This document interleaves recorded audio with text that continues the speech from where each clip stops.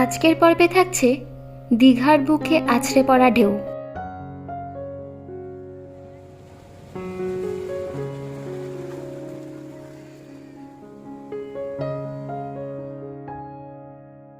সাথে থাকবে দীঘার বুকে কোথায় ছিলাম আর কম খরচে কোথায় কি কি খেলাম, সমস্ত কিছু।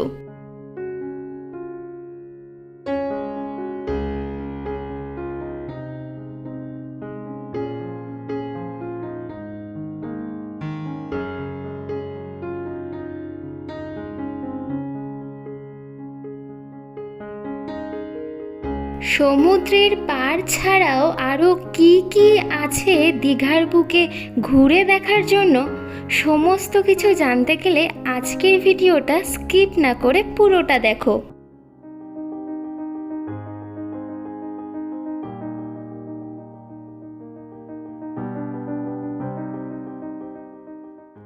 ঘড়ির কাঁটায় এখন বাজে 8:23। আমাদের বাস হচ্ছে 9:30টায়। আমরা দুর্গাপুর সিটি সেন্টার থেকে চাপবো, তারপর আমরা যাব টুয়ার্ডস দীঘা। আর এসবিএসটি করে যাচ্ছি, সব কিছু একটু পরে শেয়ার করব। পৌঁছে গেলাম সিটি সেন্টার বাস স্ট্যান্ড। আমাদের বাড়ি থেকে সিটি সেন্টারের বাস স্ট্যান্ডটি মাত্র 30 মিনিট। আমরা আগে থেকে টিকিট কেটে সিট বুক করে রেখেছিলাম। টিকিট পড়েছে মাথাপিছু 228 টাকা করে। রাত 9:30টার বাসে চেপে দুগ্গা দুগ্গা বলে রওনা দিলাম দীঘার উদ্দেশ্যে। প্রায় 2.5 থেকে 3 ঘন্টা পর বাসটি দাঁড়ালো একটি ধাবার সামনে খাওয়ার জন্য। দাঁড়িয়েছে মোটামুটি ওই ধরে রাখো 20 মিনিট থেকে 30 মিনিট। তাতে কি হয়েছে, আমরা তো বাসেই খেয়ে নিয়েছি। খাওয়াটা তোমাদেরকে দেখাতে পারলাম না, কারণ তখন বাসটা অন্ধকার ছিল। আমরা স্ট্রিট লাইটেই খেয়ে নিয়েছিলাম। আর কি জানো তো, মায়ের হাতের তৈরি পরোটা আর তরকারির মধ্যে স্বাদই আলাদা।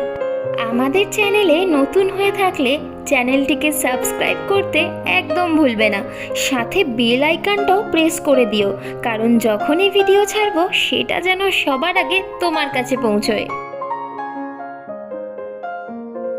সারা রাত একটি সুন্দর জার্নি করে অবশেষে ভোর 4:45-এ পৌঁছালাম দীঘার বাস স্ট্যান্ডে। ভোরবেলায় যখন পৌঁছালামই তখন সমুদ্রের পাড়ে বসে সূর্যোদয়ের দেখার লোভটা সামলাই কি করে বলো তো। তাই জন্য তোমাদেরকে আর হ্যাঁ, আমাদের সাথে লাগেজগুলোকে নিয়ে চললাম সমুদ্র সৈকতে বসে সূর্যোদয় দেখার জন্য। এবার তোমাদেরকে একটা মজার জিনিস দেখাই। এই দেখো, আকাশে এটা হলো একদিকে চাঁদ, আর ওই যে দূরে দেখতে পাচ্ছ ওইটা হলো সূর্য। মানে একই আকাশে চাঁদ আর সূর্য একসাথে। বাস স্ট্যান্ড থেকে একটু এগিয়ে সোজা হেঁটে আসলেই এই দিকে দেখতে পাচ্ছ সমুদ্র সৈকতে যাওয়ার রাস্তা, আর এই দিকে আমরা যাব হোটেলের পথে। তোমাদেরকে তো একটা কথা বলাই হয়নি, আমরা এই মুহূর্তে আছি নিউ দীঘাতে।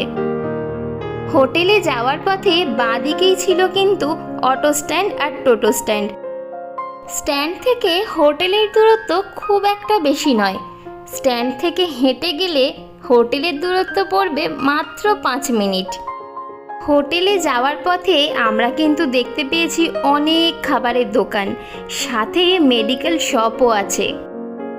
বাঁ দিকে অমরাবতী পার্কটিকে সাইডে রেখে সোজা হেঁটে চলে এলাম হোটেলের সামনে। নিউ দীঘাতে এসে আমরা ঠিক করলাম হোটেল আরুষে থাকব, যদিও বা হোটেলটা আমরা আগে থেকেই বুক করে রেখেছিলাম। হোটেলের রিসেপশনটা বেশ ক্লিন ছিল, তাই জন্য মনে হলো রুমগুলোও কিন্তু বেশ ক্লিনই হবে। যাই হোক, বেশি ভাবনা চিন্তা না করে আমরা ফটাফট রুমের চাবিটা নিয়ে নিলাম আর সোজা চললাম রুমের দিকে। চলো এবারে তোমাদেরকে কিছু শেয়ার করি রুমের বিষয়ে। লিফটে করে চলে এলাম আমাদের রুমে, আর রুম থেকে দেখো কত সুন্দর ভিউ, একদম মেন রোডটা দেখা যায়। 3 বেলা থাকা খাওয়া নিয়ে এই রুমের প্রাইস কিন্তু ভীষণই কম। সমস্ত ডিটেলসটা আমরা ডেসক্রিপশানে দিয়ে রাখবো। রুমে আমাদের লাগেজ রেখেই চলে এলাম হোটেলের রেস্টুরেন্টে। সেখানে এসেই দেখলাম আমাদের জন্য ব্রেকফাস্ট রেডি, সাথে গরম গরম লুচি আর রয়েছে সুন্দর একটি আলুর তরকারি।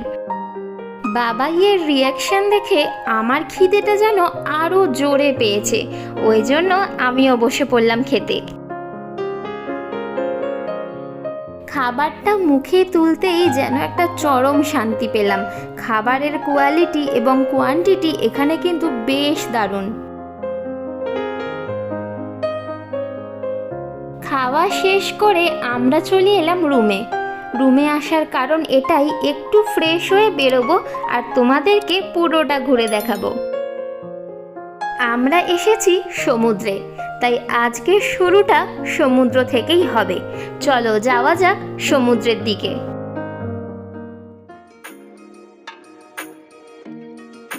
সমুদ্র পাড়ে ঢোকার আগেই দেখতে পারলাম এরকম একটা সুন্দর ডিজাইন, যার তলায় অনেকে বসে ছবি তুলছে।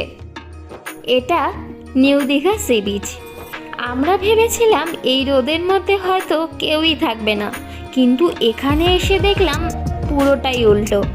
অনেক মানুষ এখানে সমুদ্রে মজা নিচ্ছে। আমাদের কিন্তু বেশ ভালো লাগছে। সমুদ্রের ঢেউ দূরে থেকে দেখতে কার ভালো লাগে বলো? ওই জন্য আমরা বেশি না ভেবে সোজা নেমে পড়ছি সমুদ্রের পাড়ের কাছে। সমুদ্রের পাড়েও কিন্তু অনেক ফটোগ্রাফারের ছড়াছড়ি, যারা ইনস্ট্যান্ট ফটো দিয়ে দেয়, তবে তাদের রেটটাও কিন্তু একটু বেশি।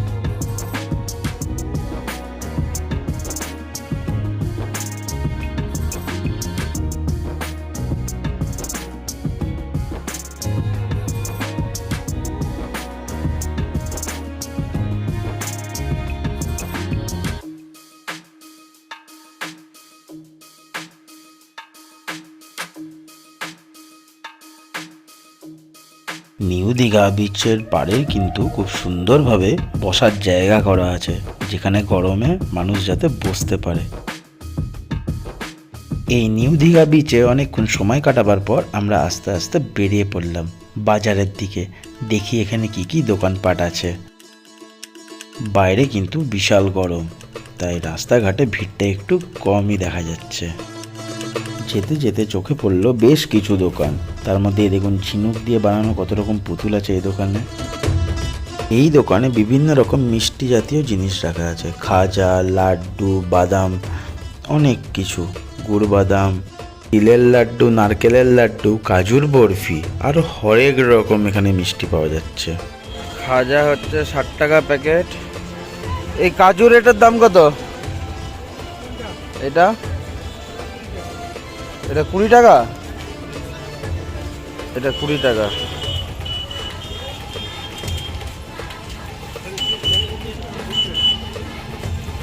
বিভিন্ন রকম সাইজের বিভিন্ন রকম দাম। এখানে কিন্তু শুরু হচ্ছে 50, 60, 70। এই সাইজগুলো দেখেন না, নিজেরই মায়া পড়ে যাবেন যে এত ছোট ডাবের দাম 60 টাকা। এইটা হচ্ছে 60 টাকার ডাব, এর পরেরটাই হলো 70 টাকা। এই ডাবের দোকানের পাশেই আছে একটি চশমার দোকান, দেখতে পাচ্ছেন কত কালারফুল চশমাগুলো। দীঘাতে কিন্তু খাওয়ার দোকানের কোনো অভাব নেই, চারিদিকে তাকালেই খাওয়ার আর খাওয়ারেরই দোকান। ছেলেদের মেয়েদের জন্য কিন্তু জামা কাপড়ের অনেক দোকান আছে এখানে। হোটেলের দিকে যেতে যেতে অমরাবতী পার্কের সামনে দেখি এই কাকাকে। 10 টাকা করে হচ্ছে শসা এখানে, আর এইটা হচ্ছে, এটা কি আমরা বিলাতি আমরা, দুটো নিলে হচ্ছে 20 টাকা। আর কামরাঙা 10 টাকা পিস, আর পেয়ারা 230।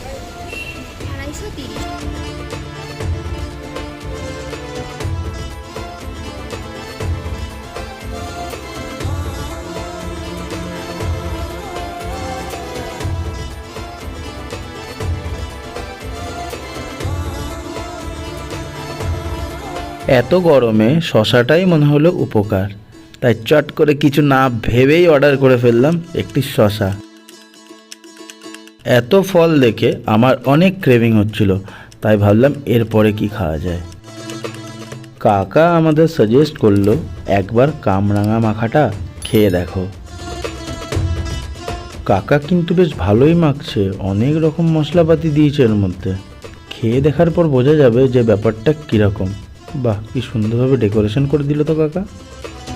কামরাঙা মাখাটা খেয়েই আমরা যাব লাঞ্চ করতে আমাদেরই হোটেলে। রুমে ঢোকার 5 মিনিট পরেই আমাদের লাঞ্চ চলে এলো আমাদেরই রুমে। এই হোটেলে রুমে কিন্তু খাবার দেওয়া হয় না, রেস্টুরেন্টে বসেই খেতে হয়। আমরা এই খাবারটা রুমে নিয়েছি একমাত্র তোমাদেরই জন্য, কারণ কি রেস্টুরেন্টে লাইটটা একটু কম ছিল তো, তাই আমরা রিকোয়েস্ট করলাম যে খাবারটা আমাদের রুমে পাঠাবার জন্য, যাতে ভালোভাবে আমি তোমাদের সাথে শেয়ার করতে পারি খাবারটা। এই হোটেলে সকাল থেকে রাত আমরা যাই খাবো সব কিন্তু আমাদের প্যাকেজের মধ্যেই আছে। আজকের মেনুতে আমাদের কি কি দিয়েছে চলো দেখে নিই।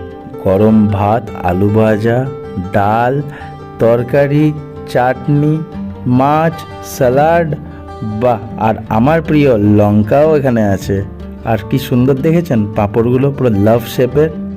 এত সুন্দর খাবার দেখে আর বেশি ওয়েট না করে চলো শুরু করা যাক আজকের খাবারটা। প্রথমেই নিয়ে নিলাম ডাল, আর ডালটার মধ্যে কিন্তু খুব সুন্দর ফোড়ন দেওয়া আছে। ডালটা বেশ ভালোই খেতে, অনেকটা ঘরোয়া ঘরোয়া টাইপের। ডালের সাথে গরম গরম আলু ভাজা মেখে খেয়ে দেখি। আর একটা কথা, ডালটা কিন্তু খুব একটা পাতলা নয়।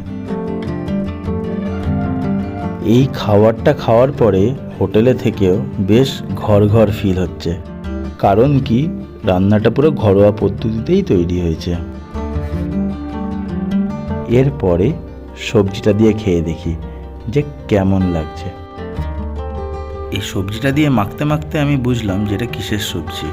এর মধ্যে দেওয়া আছে কুমড়ো, আলু, ছোলা ও মাছের মাথা। খেতে কিন্তু দুর্দান্ত।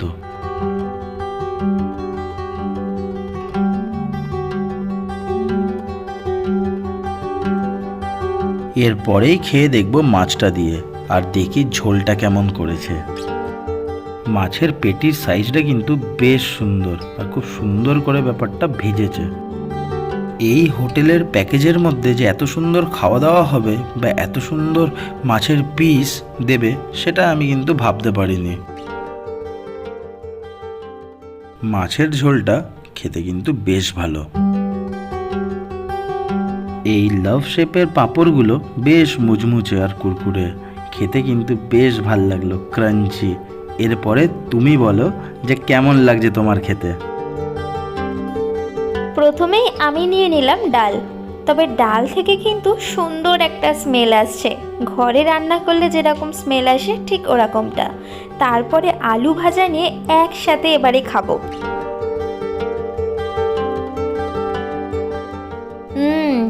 বেশ ভালো লাগছে কিন্তু। আমাদের প্রথম দিনের লাঞ্চের প্রতিটা মেনুই কিন্তু অসাধারণ আর খেতে খুব টেস্টি। মাছটা এত সুন্দরভাবে ভেজেছে যে ভেতরটা কিন্তু পুরো সফট আছে।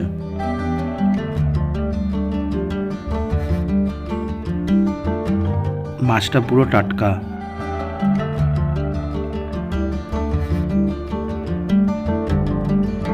ভালো। এরপরে আমি সোজা চলে এলাম মাছে। মাছের ঝোলটা একটু পাতলা হলেও ঠিকই আছে, কারণ বেশি রিচ খাওয়া একদমই ঠিক নয়। যাই বলো তাই বলো, মাছের পিসগুলো কিন্তু বেশ বড়। চলো এবারে আমি তোমাদের বলি যে মাছটা কেমন। সত্যি বলতে দারুণ খেতে, পুরো টাটকা। লাঞ্চটা শেষ করে 5 মিনিট বসেই বেরিয়ে পড়লাম দীঘার আর একটা জায়গা ভ্রমণ করতে। একটা জিনিস আপনারা খেয়াল করেছেন, আমি কিন্তু কোনো টোটো বা অটো কিচ্ছু করিনি। আমাদের হোটেলটা এমন জায়গায় আছে যে সামনেই সবগুলো স্পট পেয়ে যাচ্ছি। রাস্তা দিয়ে হাঁটতে হাঁটতে হঠাৎ করে চোখে পড়ে একটা জাহাজের মতোর বিল্ডিং। এটা কি বিল্ডিং তোমরা কেউ বলতে পারবে? তাহলে কমেন্ট করো আমাকে। এই বিল্ডিংটাকে সবাই জাহাজ বাড়ি বলেই কিন্তু জানে। এর ভিতরে 3D 7D শোজ হয়। আমি এতক্ষণ প্রায় 500 মিটারের মতো হেঁটে নিয়েছি। রেখো না মোদের খাঁচায় পুরে, এই ব্যাপারটা নিয়ে আমি পরে আসছি।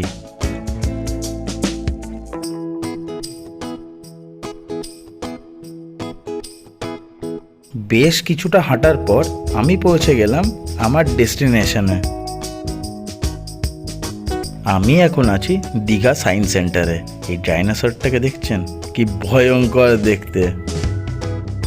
চলুন আস্তে আস্তে টিকিট কাউন্টারের দিকে এগোই আর দেখি কত টাকা করে টিকিট এখানে ঢুকতে গেলে।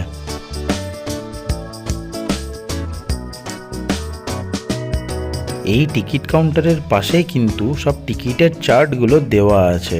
আমার লেগেছিল 40 টাকা মিউজিয়াম এন্ট্রির জন্য। টিকিট কেটে ঢোকা যাক এবার ভিতর দিকে। ভিতরে ঢুকেই দেখি এখানে সব কিছু লেখা আছে, কোন দিকে কি আছে।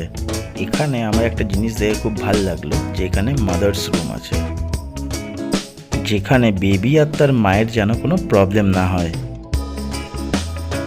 এইটা হচ্ছে মিউজিয়ামের এন্ট্রি গেট। এখানে কিন্তু অনেক সায়েন্স ফিকশনসও আছে।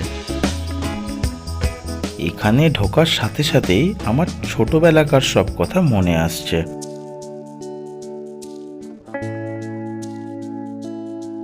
এইটা হচ্ছে 3D অ্যানামরফিস। এখানে জানেন কি হয়, দেখতে পাচ্ছেন সামনে যেটা আছে কেমন লম্বা মতো, আর ওখানে যে মিররটা আছে গোল মতো, ওই মিররের মধ্যে কিন্তু দেখুন ব্যাঙের ছবি। এই ইলিউশনটাকেই বলা হয় কিন্তু অ্যানামরফিস।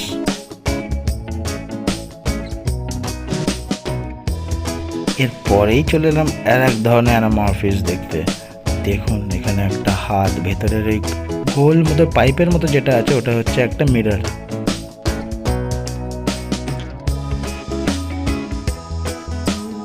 এই জিনিসটা কিন্তু আমাদের এখন অ্যাপেল ওয়াচের মধ্যেই আছে, খেয়াল করেছেন কি কেউ?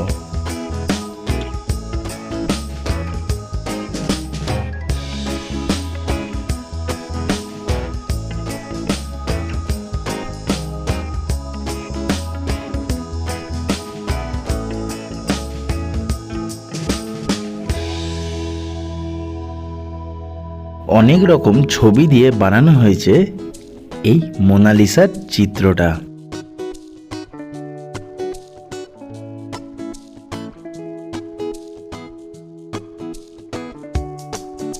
এখানে ছোট থেকে বড় সবারই কিন্তু খুব ভাল লাগবে। যাদের যাদের এই ভিডিওটা ভালো লেগে থাকবে তারা আমাদের এই ভিডিওটাকে লাইক, কমেন্ট আর শেয়ার করো।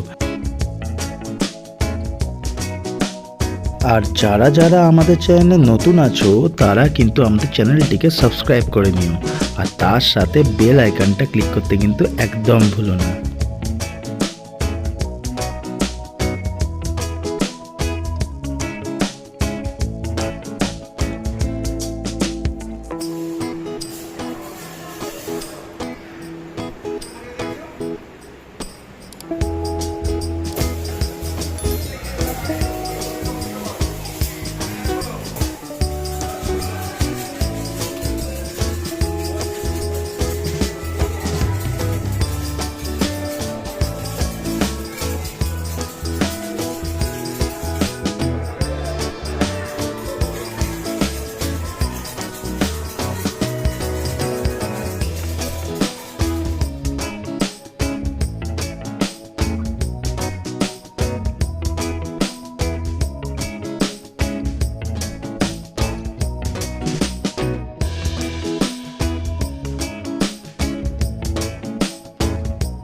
যারা যারা এই মিরর রুমে ঢুকবে তারা কিন্তু ভুলেও রাস্তা ভুল করেও না, নয়তো কিন্তু আর বেরোতেই পারবে না।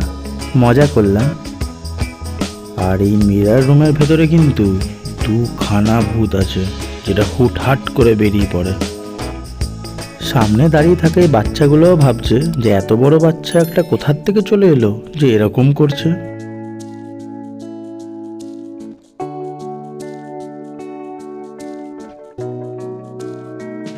বলতে পারবে পাইপলাইনটা কোথা থেকে আছে?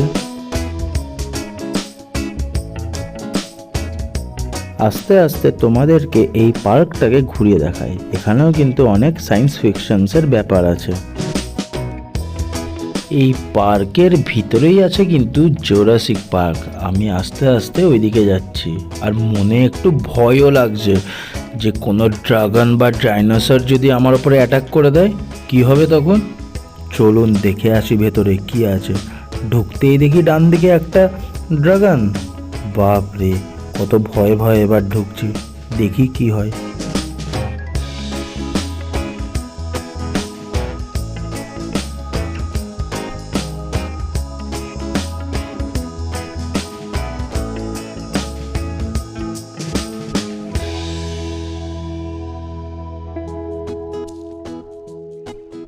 এখানে কিন্তু ঢুকতেই আমি দেখতে পেলাম সব ড্রাগনরা বা ডাইনোসররা সব সাইলেন্ট মিটিং করছে, যাতে কেউ যাতে কিছু না বুঝতে পারে। আমার মনে অনেক প্রশ্ন আসছে। এখানে কিন্তু আমি দেখতে পেলাম অনেকগুলো পা পড়ে আছে কেটে। এগুলো কে কেটেছে, মানুষে না নিজেরাই কেটে ফেলেছে নিজেদের পা? এই দেখুন, এরা কিন্তু মুখোমুখি দাঁড়িয়ে চোখে চোখে ইশারা দিয়ে কথা বলছে। এই দেখুন, বাবারে কি বিশাল। না না বাবা, আর বেশিক্ষণ থাকা যাবে না এদের আড্ডায়, চলুন বেরিয়ে পড়ি। বেরোতে না বেরোতেই চোখ পড়লো একটা গোলের দিকে, আর এই গোলের আবিষ্কার কিন্তু আমাদের এই ভারতেই হয়েছে। আরে বাবা, এটা কিরকম ইলিউশন! চোখ সরাতেই দেখি আরো অনেকগুলো গোল। কেউ কি জানো এটাকে কি বলা হয়?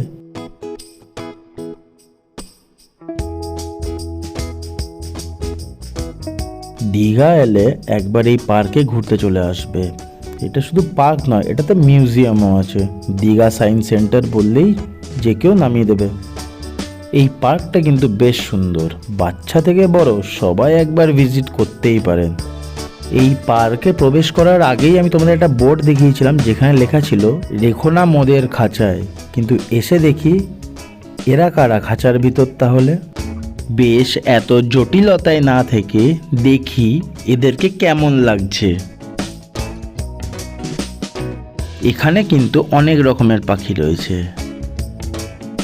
একটি মজাদার বিষয় দেখুন, আমি এখানে ভিডিও করতে এলাম আর পাখিটা দেখুন ঘুমিয়েই গেল। বিষয়টা ভারী কিউট লাগলো আমার। বাহ, এর পাশেই দেখছি একটা সুন্দর অ্যাকোয়ারিয়াম যেখানে বিভিন্ন রকমের মাছ আছে দেখছি।